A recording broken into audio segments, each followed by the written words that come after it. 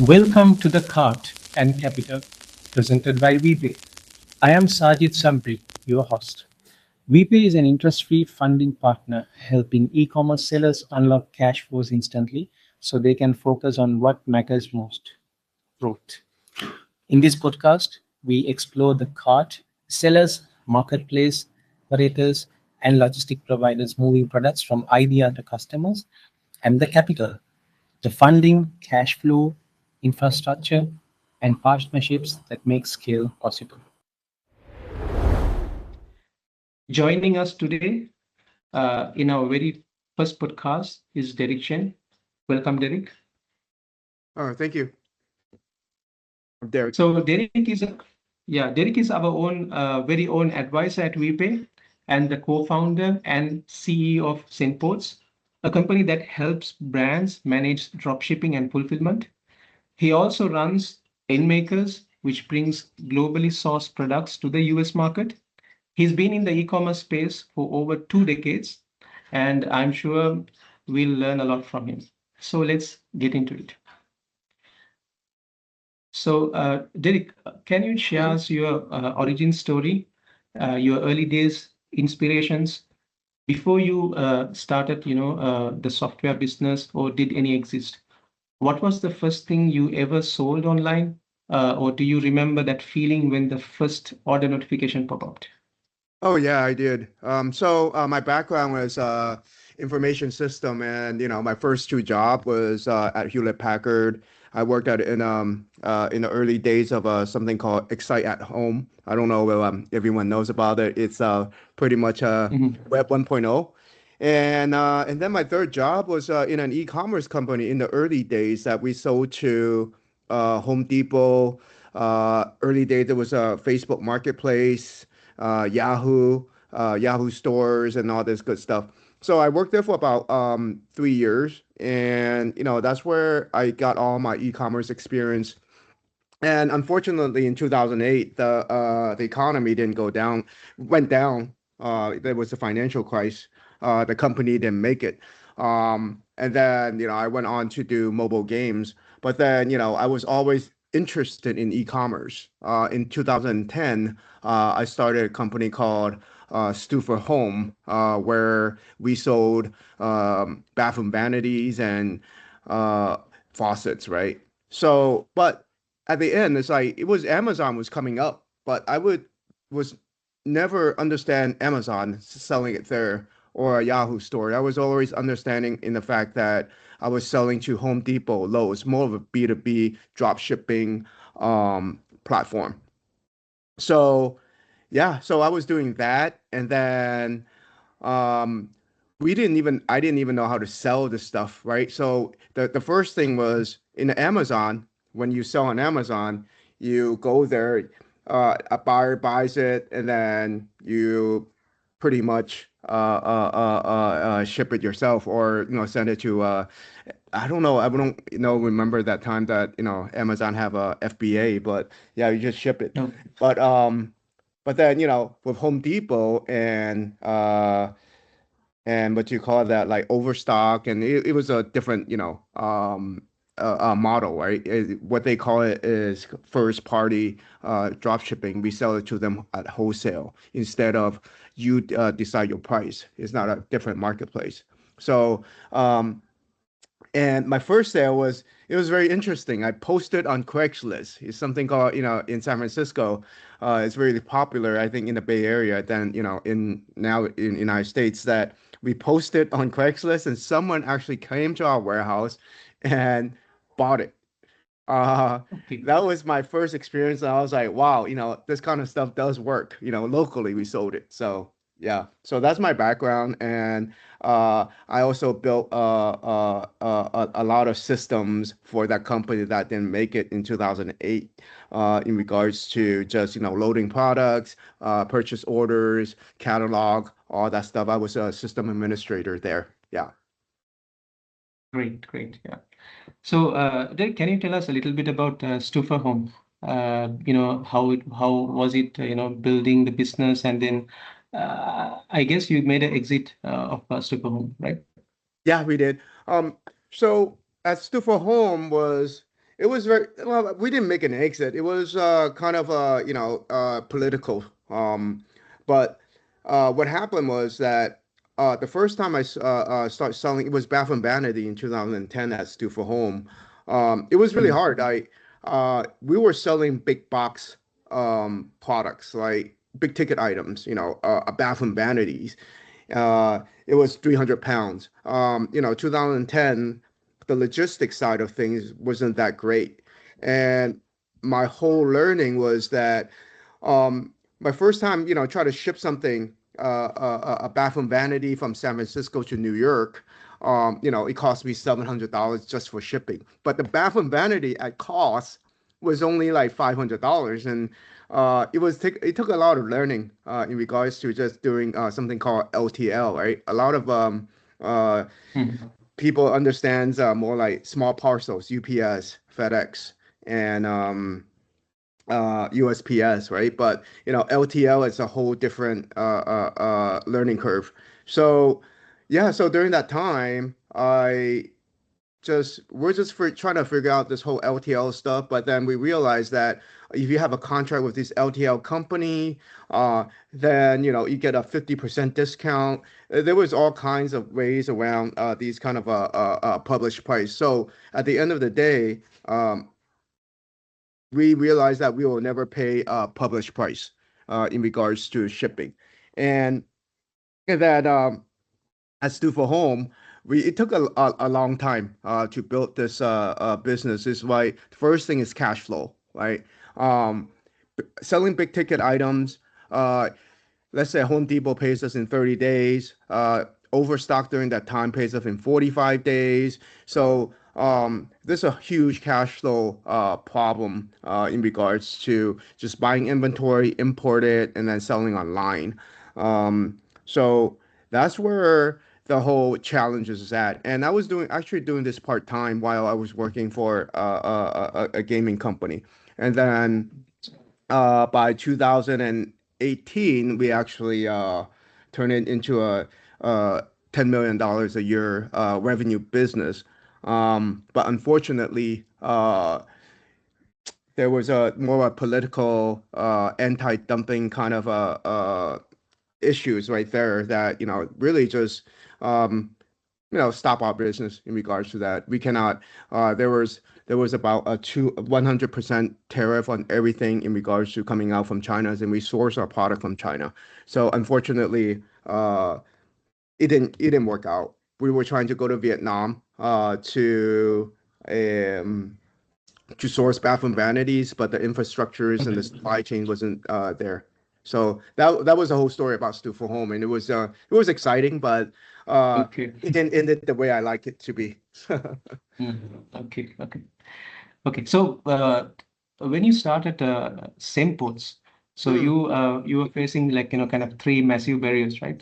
So you there was no affordable software to automate inventories and orders, and when it comes to warehouse, it required at least minimum 2 years of commitments. And even building retailer relationship is not easy, right? Small businesses couldn't compete on this infrastructure. So I guess Cenport came to solve these three barriers, right? So just can you walk us through like how did you identify these pain points, and how Cenport exactly solves these pain points? Oh yeah, so what happened was right before anti-dumping at Stu for Home, it was very interesting because I had an IT background, and we had a lot of issues with LTL shipments. My partner was hiring five people, trying to figure out printing LTL bill of ladings and manually entering orders and all kinds of stuff uh, to send back to Home Depot and for the LTL companies. Then, I tried to automate this stuff and look for EDI solutions. And I went to a company called SPS Commerce. And they basically charge us over 15,000 to just do implementations of EDIs and all that good stuff. But I was just like, okay, sure, we try that. the process was so slow. It took almost 3 months. And then for listeners out there who ever experienced SPS, you could probably know what I mean. But anyways, Mm. so I decided to write my own software. I was like, hey, look, it's not that hard. EDI is just a bunch of translation stuff. So Interesting. that's how it's kind of Semports kind of started in a way. It's like, we're building software for Stu for Home, the whole infrastructure. We're getting orders coming in. Now we're connected with Commerce Hub, which is a Home Depot third party software provider. And then, we're connecting to our warehouse. We build up a dashboard for ourselves to print labels, all that good stuff. And that's really just like, and then I kind of spin it off from Stu for Home to Semports. And then Mm. the whole ideas of AndMakers that came in was the second company that we spin out. Was that at Stu for Home, we had connections to over 50 of 9 retailers. And basically a friend of mine came over and asked me and said, hey, look, do you want to, can you help me sell these kitchen sinks? And I was like, well, we sell bathroom vanities, but it's kind of related. Um, okay, sure. So what he did was he sent 2 containers of kitchen sinks over. And within 2 months, he was doing $40,000 in revenue. And I was Mm. shocked, right? So, uh, and that's how the whole AndMakers comes out, because, we're helping the little guys to really connect to the big retailers. So I was like, well, maybe there's a business in regards to that area. So yeah, so both company actually spin off the ideas from my experience with Stu for Home. Mm. Interesting. Yeah, Especially the kitchen story. yeah, it was just Kitchen sinks. Yeah. yeah.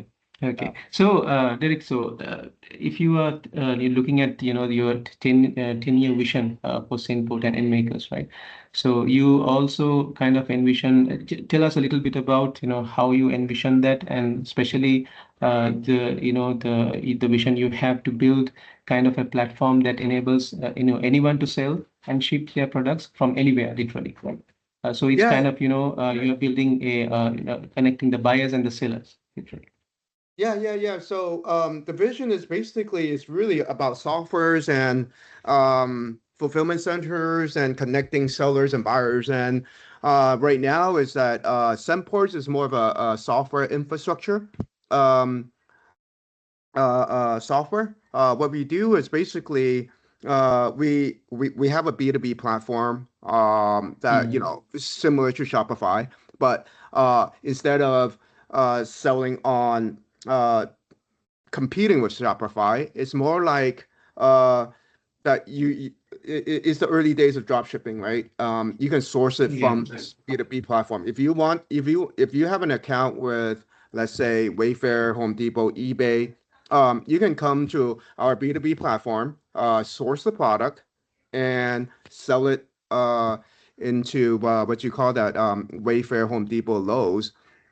And then on the other side, if manufacturers or traders want to join us, then they can sell on the Simports platform, right? So we broke it down into pretty much uh, 4 types of um, we call it a Semport suite, right? So there would be a distribution marketplace, which is Mm. basically the whole connecting sellers and buyers, which is similar to AndMakers in that sense. But Mm. then we have the Semports integration engines, where we can integrate with any resellers, no retailers, and any warehouses. Uh, Pretty Yeah. much, and ERP, even want financials too. And then we have a product called, right now in the days of AI, we have analytics. And then also Mm. we're working on, the whole AI agent operator stuff right now. But yeah, so that's basically what my vision is in the next 10 years, is that once we connect these buyers and sellers, then we give them the software, especially in the days of AI, is that they can operate on their own with less um, employees, I believe. Yeah. So, make it more efficiencies, and then grow their profit and revenue. Yeah, makes sense. Yeah, so this question is for any founders who are listening to the podcast, who has existing business and want thinking of opening another business, right? So as someone who have co-founded multiple businesses, so how do you decide when to start a new company versus extending a existing one, right? So how do you personally manage like your time and energy when you are playing multiple roles in different companies? Yeah. So, I'm not sure about this question. Is guys, like, for me, it's just like I'm and it's a perfect fit for me on e-commerce. I love e-commerce, and I love commerce, and I Mhm. and and it basically also, I really enjoy systems. I enjoy operations. So that's why it's just for me, it doesn't feel like work or anything like that. Okay. So um Mm. the first thing would be like I it's so enjoyable that I on managing like different companies.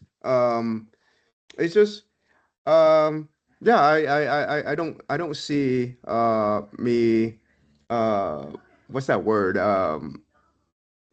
It's not too hard, because I think Mm. as long as you enjoy it, it's fun. Yeah. Yeah, perfect. Yeah.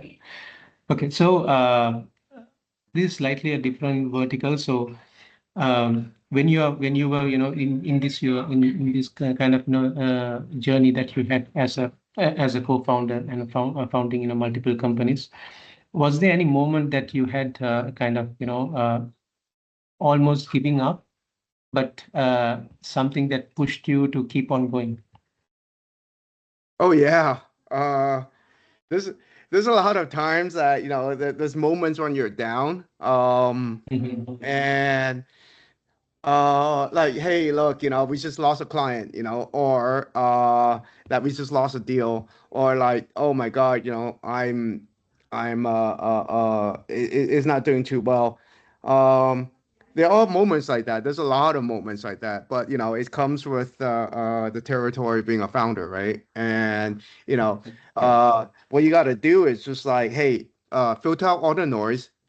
It's just noise. It's just noise. It's something. And as long as you enjoy it, I actually, I go back to my d deep inside my heart. It's like, hey, I love it. So when things are not doing well, it's fine. It's just don't it's just what you call that, pout for a day, but Mm. do not Yeah. uh the next day you wake up, hey, look, there's a lot of stuff to do. Let's go, let's go. So that's how I keep myself from keep going with this journey. And I mean, I've been doing this journey for 8 years. It's been up and down. Left. It's really like, but I'm still going because uh I believe in it. I enjoy it. And everything else is noise. As long as basically focus and build it, there will be an opportunity somehow. That's true. That's true. Yeah, yeah. As long as you have the passion and you believe in your vision, right? Yeah, that makes perfect sense. Mhm. Okay, so looking back, right, Derek, if you had a chance to like kind of start over kind of an e-commerce business, right? What advice would you give to your younger self? Oh, what I would do is, if I would give my Alice to my younger self, is understand margin, understand Mhm. uh every single cost that comes through, right? From shipping, from returns, every single piece of dollar that you got to build your spreadsheet in regards to your margins. Make sure that you understand it. How are you going to project it? Uh, that is something that in my early days I didn't really care. I was like, oh, I just want to sell. Oh, I double it, Mhm. triple it.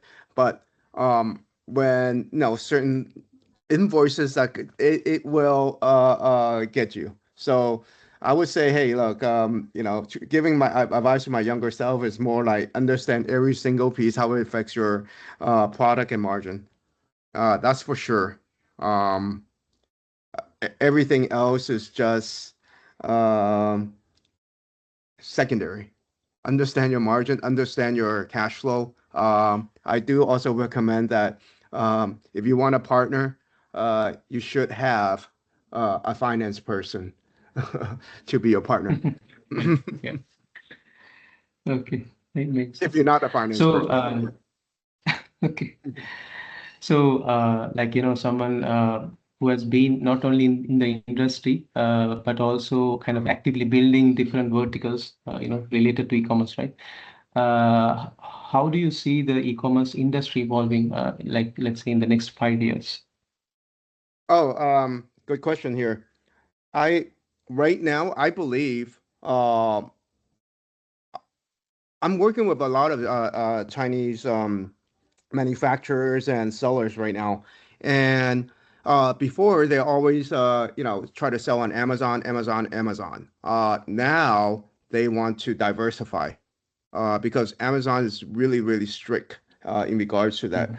So they diversifying. They're selling on Target. They're selling on Walmart, Wayfair, and then actually Wayfair is also recruiting uh, in China, manufacturers sell directly to them. So the whole e-commerce industry is changing a lot. Then this is first, and I was in China last month, and uh, it's really changing. And then also in the age of AI, it's Mhm. I think it's a good time to get into e-commerce if you're not getting into it, because I believe that it's gonna democratize all the small sellers. Why? Because AI recommendations, ChatGPT, uh, Gemini, all these LM models, it's going to be more of an AI commerce than e-commerce Yeah. in the future, I believe. Even a company called Miracle, they provide platforms for Lowe's, Home Depot, what you call that, Best Buy. They are experimenting with AI commerce. So what I mean by AI commerce is basically, let's say I want a product that sells on Amazon, can you find me a cheaper price? Right.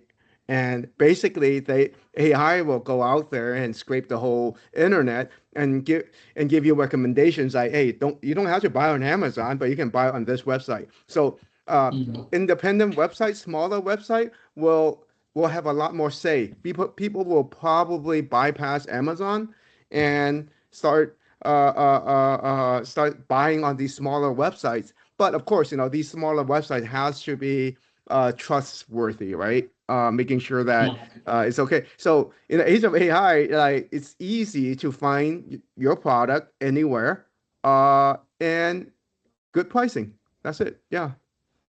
But it's how you want to position, how you want to buy, right? Oh, maybe I want to buy at Amazon because I have a coupon, or that Amazon has good service of selling. Okay, yeah, you might choose that. But if you choose a cheaper product, I could wait, and maybe the site is not as good review, but I could take my risk because my credit card will refund me, or I have insurance, whatever it is. Then I'll Mhm. buy it more cheaper. So I think it's gonna democratize a lot of smaller sellers, and I think like companies like Shopify will even be a lot bigger.